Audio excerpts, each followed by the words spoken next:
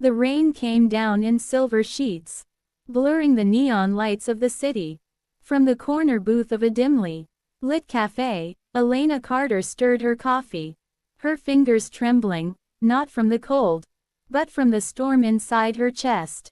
3 years ago, she had been the happiest woman alive. She was engaged to Nathan Hale, a man whose smile could make her forget every trouble in the world.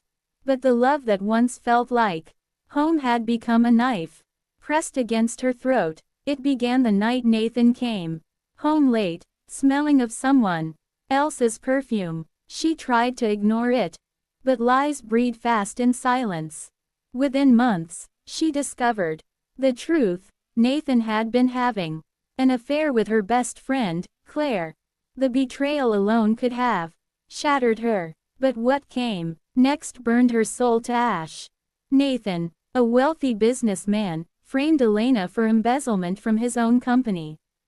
She lost her job, her savings, her friends, and her reputation. Her parents stopped answering her calls. She didn't just lose her love, she lost her life. The court dismissed the case for lack of evidence, but the damage was done. Nathan and Claire married soon after, flaunting their new life in every headline and social media post.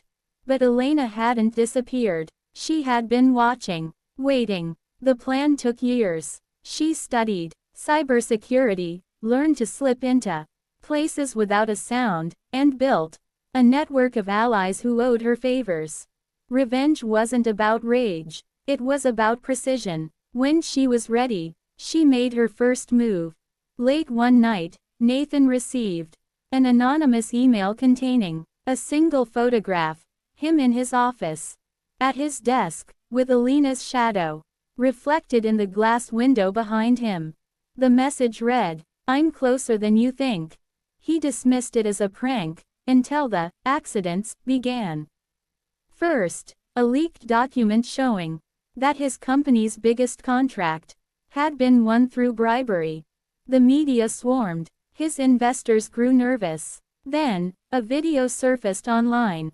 Nathan and a city councilman exchanging envelopes of cash. Claire's designer store was next.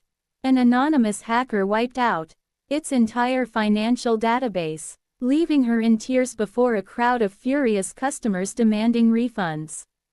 Nathan suspected Elena but had no proof. The uncertainty was eating him alive. One night, Elena finally stepped out of the shadows. She waited for him in his office, sitting in his leather chair, swirling a glass of his finest whiskey. When Nathan walked in, his eyes widened, then narrowed. "You have 5 seconds to explain what you're doing here," he growled. 5 seconds. Elena smiled. "That's about how long it took you to ruin my life." Nathan's jaw tightened. "I don't know what you think you're." She cut him off. "Save it. I'm not here for explanations. I'm here to watch everything you built crumble. And when there's nothing left, I'll let you feel what I felt, alone, hated, forgotten." "You can't touch me," he sneered.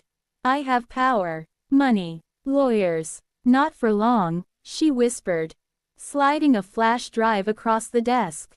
"Inside is everything you've been hiding: money laundering, insider trading, even that little offshore account in Belize. By morning, every law enforcement agency in this country will have a copy." His face went pale. "You won't get away with this." "Oh, Nathan," Elena stood, her eyes gleaming, "I already have." The next day, Nathan Hale's empire collapsed. The FBI raided his offices. News stations replayed footage of him being led away in handcuffs. His once perfect suit now wrinkled and damp with sweat. Claire filed for divorce before the trial even began. Weeks later, Elena stood on a pier overlooking the city. The air smelled of salt and rain. For the first time in years, she felt free. Her phone buzzed. A message from an unknown number appeared. "Nice work. We have another target for you." Elena smirked. Maybe revenge wasn't just closure, it was a calling.